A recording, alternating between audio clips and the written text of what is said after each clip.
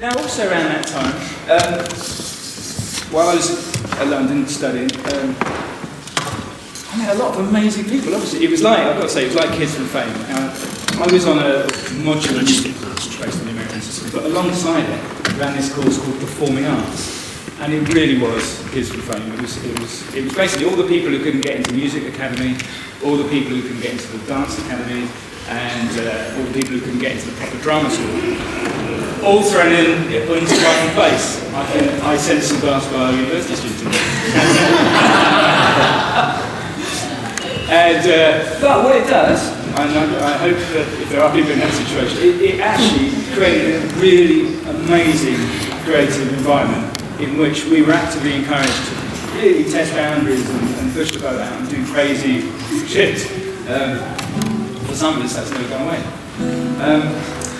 Now, within a few days of starting that, I saw these posters around the campus, and it said auditions for Pink Floyd's Wall. And I thought, I can't believe it. Does anyone remember Pink Floyd's Wall? It was an iconic album that came out right at the beginning of the 1980s, so I know some of you won't remember it. But ask your grandparents.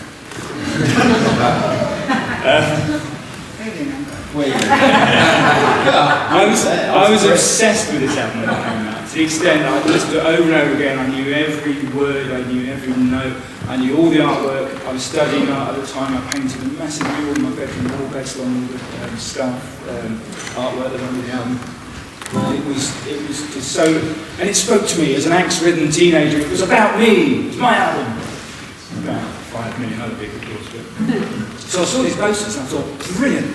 I've got to get involved. So I thought, right, I'll find the musical director. It was a big production, so there was a director, there was a musical director, there was a stage manager, there was a choreographer, there was a dancing guy. So I found the musical director, Miles, of course, and I said, Miles, mate, you've got to let me play drums next year because I know this backwards. Anyway, sorry mate, all to you. And when someone says a name to you and they use the first name and the second name like that, you just see it has a certain weight to it. Paul Tilley was the third-year drummer of choice, and he was head and shoulders above me as a drummer. He could play the guitar, he could play the piano, he could sing, and he was a nice bloke. I couldn't even bloody hate him. Anyway, he got the gig, so I backed off. But the other thing happened, so within moments of starting Close as well, I'd fallen into playing in this band, and it wasn't part of the course, we were just doing gigs here and everywhere. And we were in rehearsal one day, and the keyboard player, Charlie, said, do you mind if we just break for a minute? Because one of the drama students wants to come in and run through an audition piece. So he comes into the room, and he sings through the song, and we listen. He leaves the room, we pick ourselves up off the floor, and say, Jesus, that was awful, wasn't it? That was so bad. Why don't we all go and audition? And so there and then, we put down our instruments, we went along, put our names down on the list, and we all just went in. And the director of the piece, Andy, he loved the fact that we all turned up spontaneously. We were all in this band together, and it was Pink Floyd, and he said, yeah, cool. That was actually ready, wasn't it? So we all got a part in the show. And it was a really important moment for me, because I'd never encountered this world of theatre before. And suddenly, I'm in a room with all these, I've got to say, some of them were gorgeous. And that's just the bloke. We're playing truth games and trust games, and we've got this physical and spiritual and emotional openness to one another that I'd never encountered. And it totally blew my mind, and I just thought, man, this is where I want to be. Now, we did the show, it was a big success, it was incredible fun to be part of. I pretty much ignored my studies for the first semester while I was concentrating on that.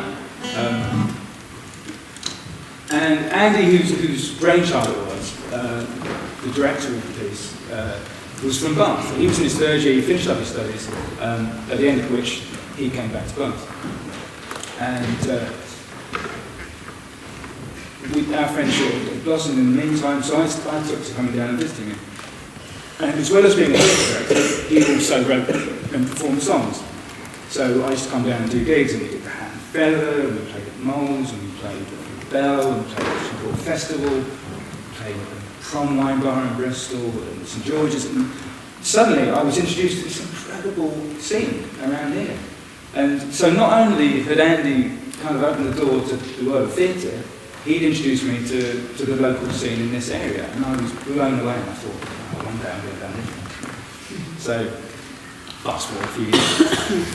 And that's it. I came to live. I persuaded my wife to come. She was looking for a degree course, and I persuaded her to come and study at Bath University,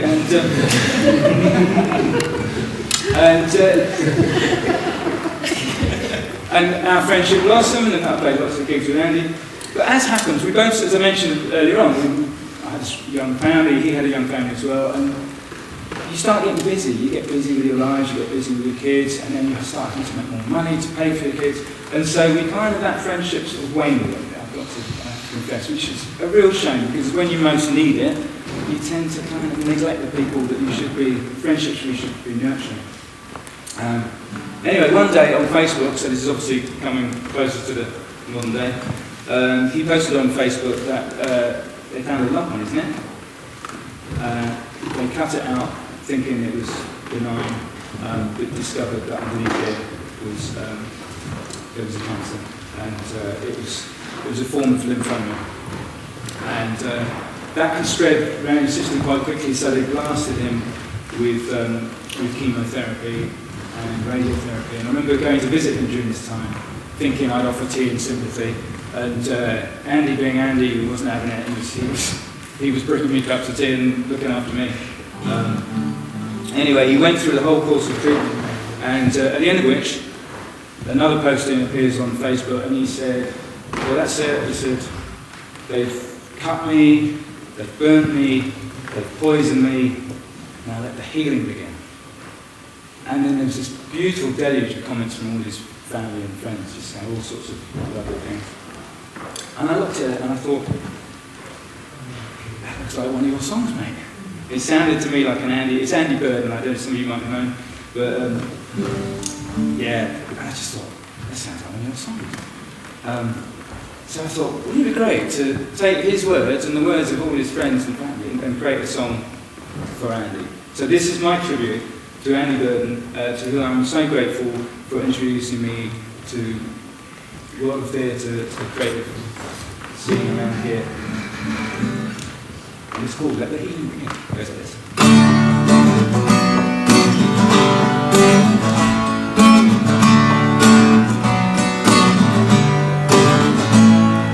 Treatment ends today. They've cut you and they've poisoned you. Scars they will remain for a while. It's like some awful play with no one there to call the cue. Would you push through the pain this time?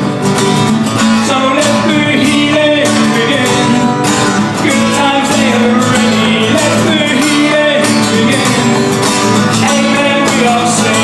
Let the healing begin. Strong and sure and steady. Let the healing begin today. Well, you can't taste anything since his head won't be long. Spice has lost its sting, appears a distant dream. But once you beat this thing, we'll invite you to our table. We'll laugh and dance and sing, and shout and cry and scream. Let the healing begin. Good times they are ready. Let the healing begin. Amen, we all sing. Let the healing begin. Strong and sure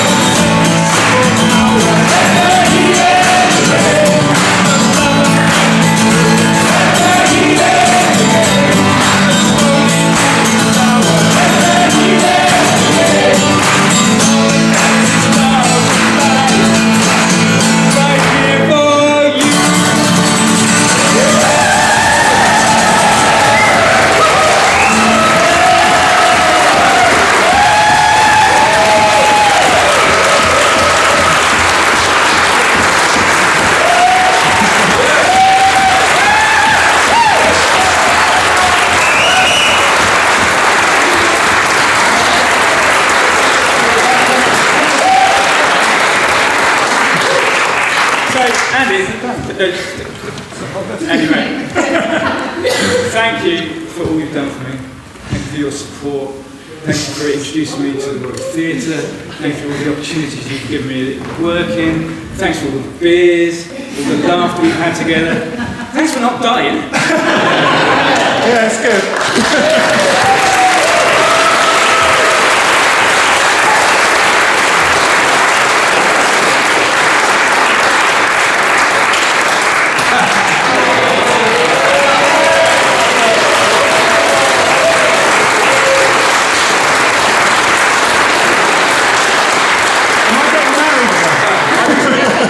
Well, I do love you. I love you too, man. I really do. Anyway.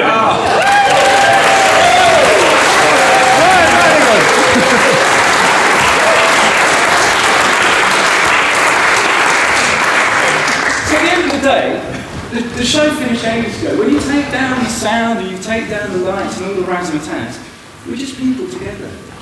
And I think that's what really matters. Yeah? And we share the love and we pass on the love. And it's how we move among each other, how we interact, really is the key thing to all of this craziness, I think. And since we are all together, I just thought it'd be really nice. I'm going to do one last song, and this will be the end, and it's called The End. And this for me is the end of a really crazy journey. And thank you so much for joining me tonight. And thanks to those of you, I know some of you have been to all three of the Think of A shows. I think you should get a long service medal or something for that.